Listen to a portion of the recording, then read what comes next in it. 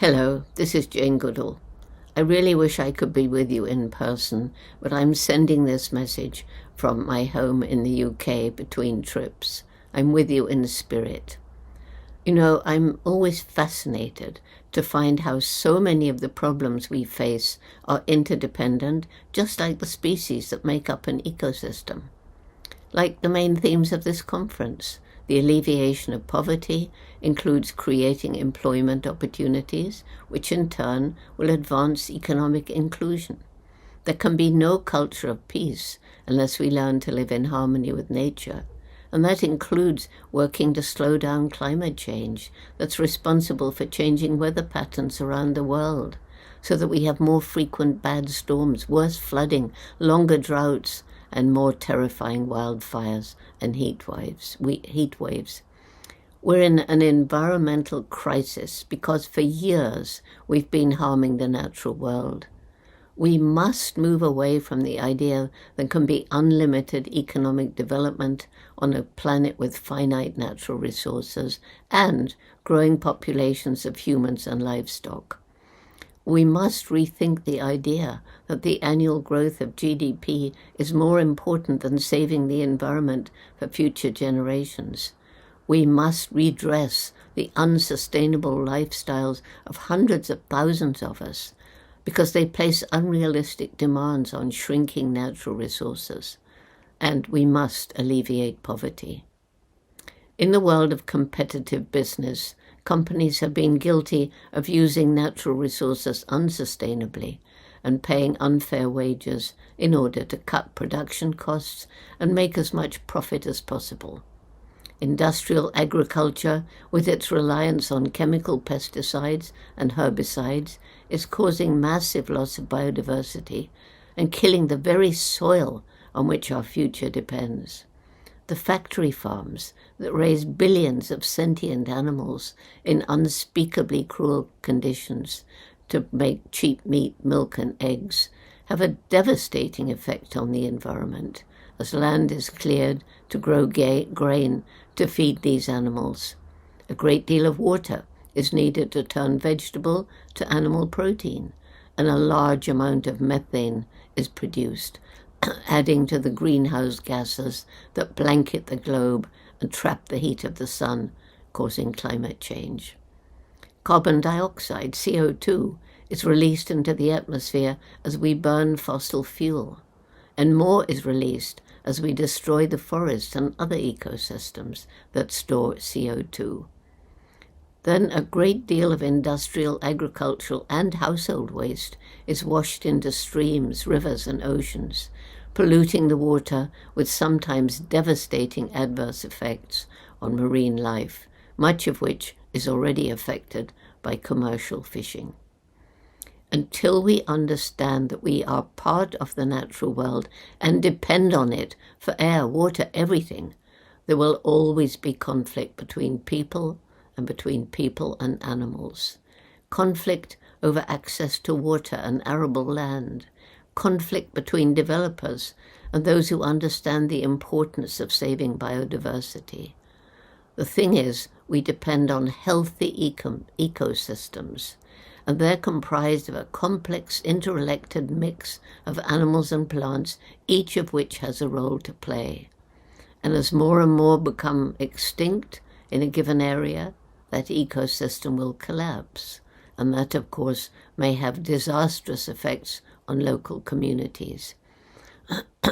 I'm sure most of you have seen photos of planet Earth taken from space, that beautiful green and blue globe surrounded by the black, cold immensity of outer space.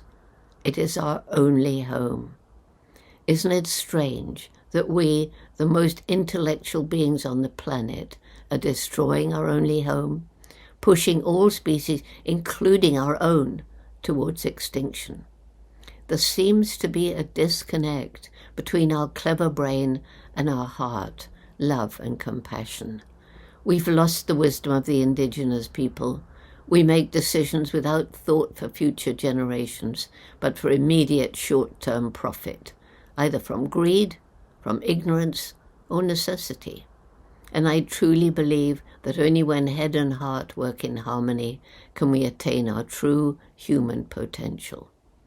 It's shameful that the gap between the haves and the have-nots in many of the most affluent societies is growing.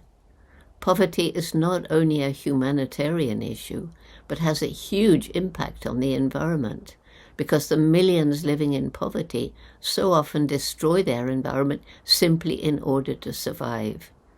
This is something I realized 30 years ago. In 1960, when I began chimpanzee studies in Tanzania, the tiny Gombe National Park was part of the equatorial forest belt that stretched across Africa.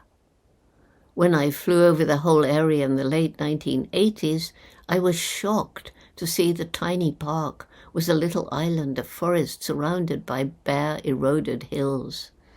Clearly, there were more people living there than the land could support, too poor to buy food elsewhere, cutting down trees to get more land to grow food or to make money from charcoal or timber.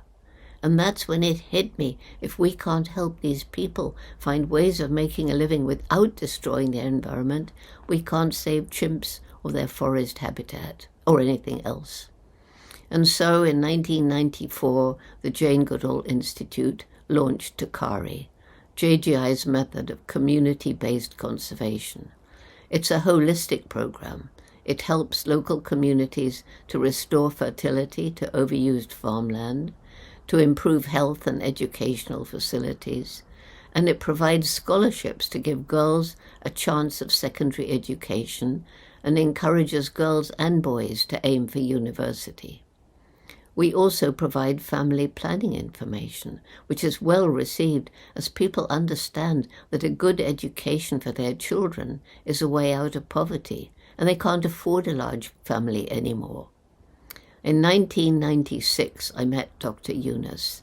He introduced me to women whose lives had been changed when they could take out small loans to start their own sustainable small businesses. That was in Bangladesh.